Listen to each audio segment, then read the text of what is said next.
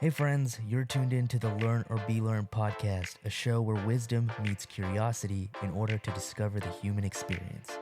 I'm your host, Shiva D, and remember, you either learn from or you're learned from. Now, let's get back to the show. Welcome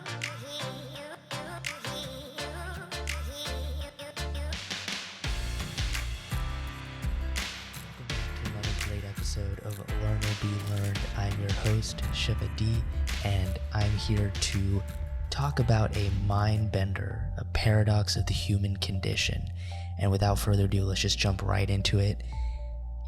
Actually, we're going to take a step back. I've been reflecting a lot lately over the last couple years, and I've been working really hard behind the scenes, and I know it may not appear that way to you all because you only see the finished product, and things have been kind of slow as of 2022 and 2023 for this show. But there's been a lot that's gone on, and something I always think about is, man, I signed up to talk about the human experience, and here I am living through some of the most incredibly difficult but also beautiful moments of the human experience, the ups and the downs. So, in due time, I'm hoping to share with you all, things that have been going on, lessons I've learned from it, and how that can help you, the ultimate reason why we're here. I want to, over time grow this community, and I'm working hard on making the website and updating socials and getting comfortable with getting back to who I was before this whole journey of mine, this whole, in a way, even spiritual journey I've been on. So I think I owe you guys that update, this update here before we jump into this episode, because looking back at things, the podcast is growing, and I'm so grateful, and I'm having so many people reach out to want to be on the show, and that's when things started going south, because I didn't have systems in place to handle that growth, and I realized I needed to take a step back, fix the foundational errors that I had made. And in doing so, I had realized that I hadn't even posted a solo intimate episode like this in pretty much a year. I think in another 2-3 days it'll be a year since I've done a book or a small talk episode. I have just been avoiding it. I've been avoiding this intimate setting. To be completely honest with you, it's almost made me uncomfortable to get on this mic and start talking, because it's been so long. But like I said, there's been a lot of ups and downs over the last couple of years, and I've grown a lot from it, and I'm hoping to help you all with that as well. And then there's also a lot of exciting news that I'd love to share with you, and updates along the way, and I hope you guys can bear with me here. I really do appreciate your patience and your support on this show, and I'm hoping to grow it. I'm here for you guys, and I appreciate you all. So thank you so much for listening, and now we can finally get into it. So, like I said, this episode is kind of crazy. It's a little mind-bending. It's a paradox of the human condition, right? So how does pursuing pleasure cause pain, and embracing pain lead to pleasure, right? As the title suggests. And yes, I know it sounds counterintuitive, but if you stick with me, by the end of this episode, I hope you'll have a new perspective on it, right? So let's start with understanding pleasure. Pleasure is often equated with happiness, right? We chase short-term delights, short-term gratification in the fleeting moments of joy. For example, junk food, Netflix, anything that we can escape to, video games. And although, in moderation, these things are also the other side of life that makes life joyful, I do think we use it more as an escape measure than anything else, because for thousands of years we've lived without it. We've lived without McDonald's, we've lived without Amazon Prime, right? So, and I talk about this a lot, how our cultural evolution is far surpassing our biological evolution, and we need to understand that discrepancy, because it's only going to get larger and larger as we enter this next revolution of the human history, which is the technological revolution, right? We had the agricultural revolution, we had the information age when the printing press was created and books were allowed to be distributed at mass quantity, and then the internet is now I would say, one of the hallmarkers of this technological revolution. But going back to what we're talking about here, and we're always chasing these pleasures, and they're very transient, right? Once we get it, it fades away, and we're left wanting more. So many of you might have heard of the dopamine detox, and that's essentially what this is, right? Because your baseline gets modified based on how much pleasure you're having. So the more pleasure you have, the more dopamine you need for the next time to get that same quote-unquote hit. So, whatever that may be, it doesn't have to be bad things. Bad being like hard drugs or anything. It could be as simple as video games that we think is harmless, but that level of dopamine that's hitting you has created a baseline that's really hard to sustain and get back to. So anything else doesn't feel as joyful because of it, right? So that's what happens when you start chasing pleasure. And the ancient Greeks actually called this hedonism, right? The pursuit of pleasure as the ultimate good. And they also recognized its downfalls of doing so. Here's where the first profound ideology comes in. The uncontrolled pursuit of pleasure can cause a cycle of addiction and dissatisfaction, like we've talked about. I love this example. It's like drinking seawater when you're thirsty. Maybe in the immediate moment it quenches your thirst because it's water, but it has salt in it, so it leaves you, more parched than before because it's not regular water, it's salt water. And because it leaves you more parched, you go looking for more seawater, right? And it's that cycle. And this is essentially what that pleasure cycle looks like. And, even on a more spiritual note, in Buddhism, Buddha talks about the principles of impermanence and that everything in life is transient and continuously changing. The only thing that's permanent is impermanence, right? The only thing that is permanent in life is things that are always changing. The only thing in life that is permanent is the idea of things that are not permanent, if that makes sense. Basically meaning everything's always changing, and that's the only thing that's ever permanent, is that ideology.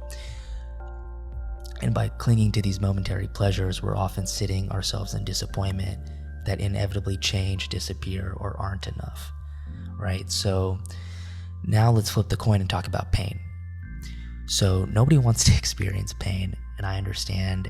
It's very interesting when you start thinking about the human mind and how our mind looks for the path of least resistance and least pain, right?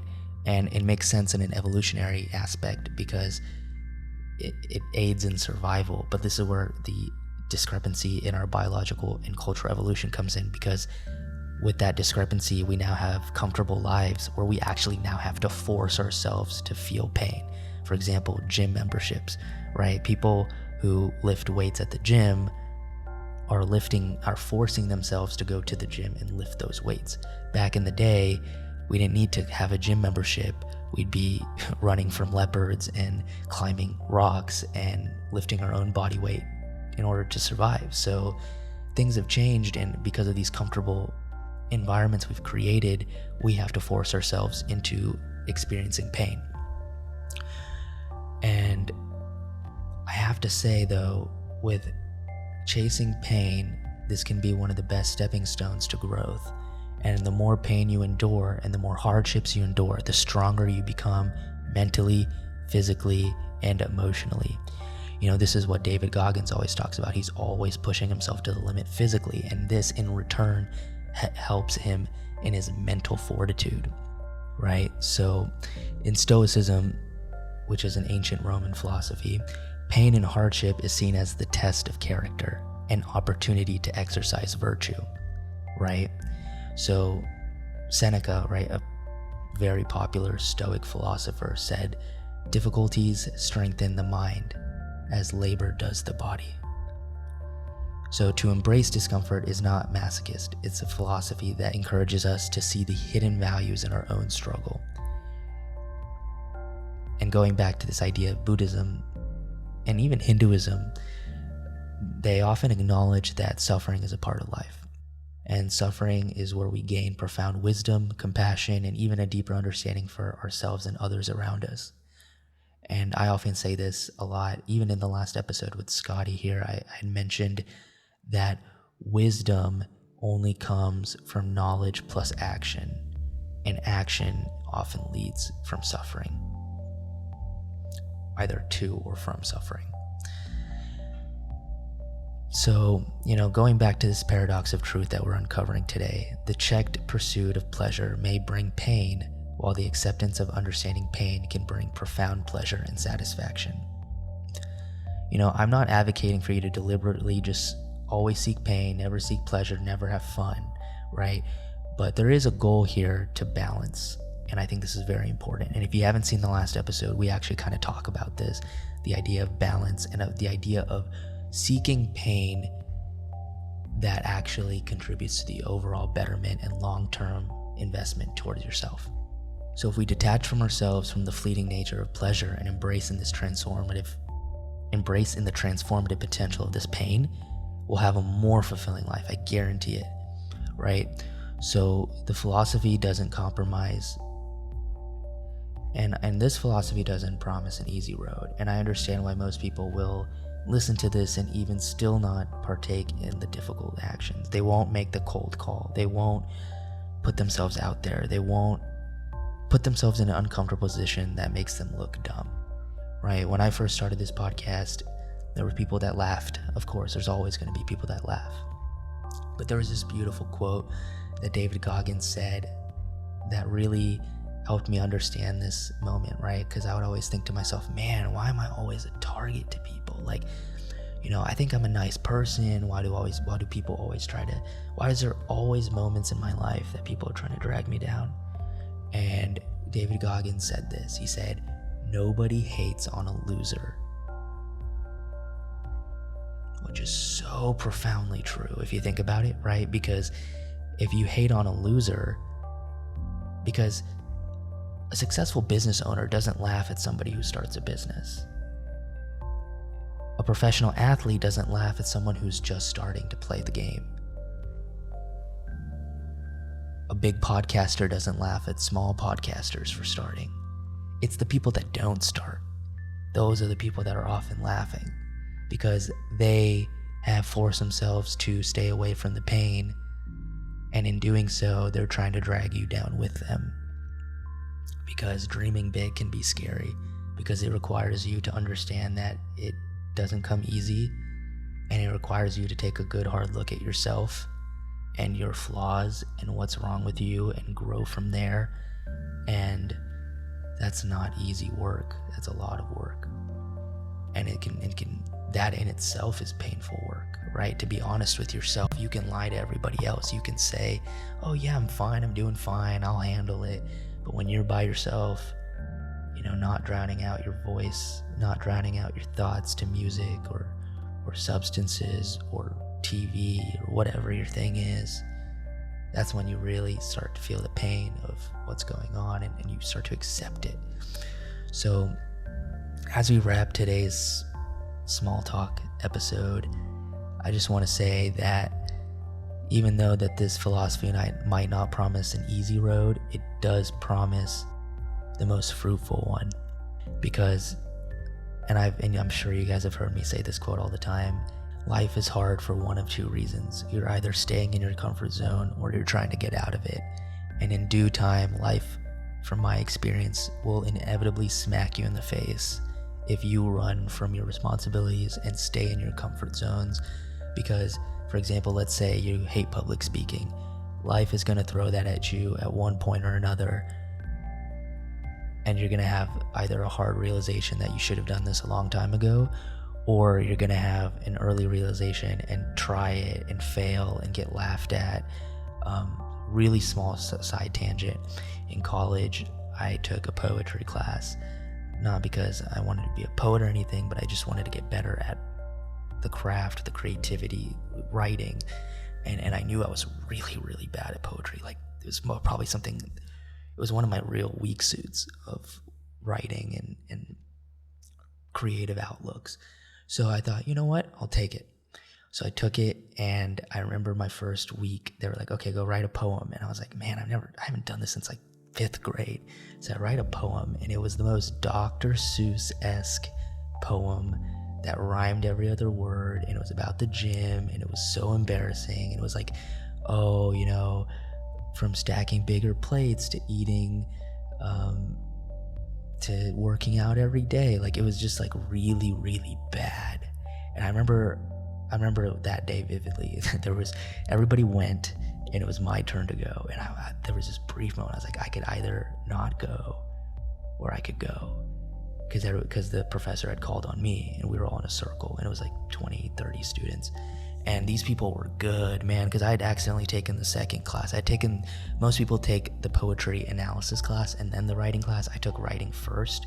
So these guys all had experience and some understanding, and their poetry was really good, actually. And I remember I went, and although not everybody laughed, there was some people that I remember vividly, because I saw them, we locked eyes. They just could not stop laughing while I was saying my poem. And the professor was so nice about it. And, you know, I had a couple friends around me. They were really nice about it. But overall, it was still kind of humiliating. And it was a very strong moment for me. You know, I was very proud of myself, even though I had embarrassed myself, that I stood up and I did that regardless. Even though I knew it was bad, I went ahead and did it, because I was able to compare it to the people before me. And, you know, getting back to what we're saying, like by the end of the semester, the professor, in front of everybody, because I had kept doing it week after week, I had to stand up and talk about my poem, I had to recite my poem. And by the end of the semester, I wrote one of the best poems. I remember my professor took a minute. He was like, guys, I want to take a minute before we move on to the next person. And he personally told me how much I had grown in such a short time and how proud he was. And things like that don't happen unless you embrace pain, right? You have to do what makes you uncomfortable. Please try it. If there's anything you take out of this episode today, try one thing that makes you uncomfortable, and don't beat yourself up for sucking at it because it's inevitable. But instead, be proud of yourself for taking that first step that most people don't take. It's like when they say, right, like, the hardest part about starting a business, the hardest part about starting anything is taking that first step. So I encourage you to do that today as you listen to this, and take your first step in whatever makes you uncomfortable, because, you know, if we were talking one-on-one right now and you were right here, we're on a studio going back and forth, I'm sure I could see it, that there would be something that makes you uncomfortable that you could do today. So I invite you to embrace the paradox, shift your perspective, and see where this journey and learning takes you. So that's just today's episode of the Learn or Be Learned podcast. I hope you found this really insightful and inspiring. I'm working hard on getting better in every way, every day, and trying to help you guys and bring some value to your journeys as well as mine as we discover the human experience. Before I close off here, there's so many exciting things coming along the way. I know I mentioned video podcasting, but I had to take a step back. But we're bringing the website in with some AI search directories, and I'm trying to lock in some pretty awesome guests, some huge guests. There's a lot going on, and you know, I'll let you guys in on a little secret, because since you guys are listeners and you guys are loyal, I want to let you guys know first before I post it anywhere or anything else. I'm actually the as of a few months, recent director and CEO of the Up Level Mastermind organization. And this is where we talk about wealth, health, and relationships. We hold conferences, we have a membership program, and we do lectures and things like that. And this isn't a sales pitch to sell you guys on it. I'm just really excited to be a part of something that can help a community of people. And we're holding a conference in the next 2 months, and I'm working hard on that, and I'd love to talk about the things I learned from all that. And there's so many things along the way that I can't wait to share with you guys, and hope that you can, you know, dissect and apply into your own lives. And, you know, please don't be a stranger. Reach out to me if you have any questions or want to mention anything you enjoyed or would like to see more of in the future from this show. And if you know anybody that would benefit from understanding this paradox and needing to embrace this journey, I highly recommend you guys send them this link to this episode and have them check it out, because if you know anybody that this advice would help, I highly recommend you do so, because we only grow together. And if you want to go fast, go alone. If you want to go far, go together. So I encourage you to share it, and I appreciate you guys. So until next time, remember everybody, you either learn from or you're learned from. Thanks.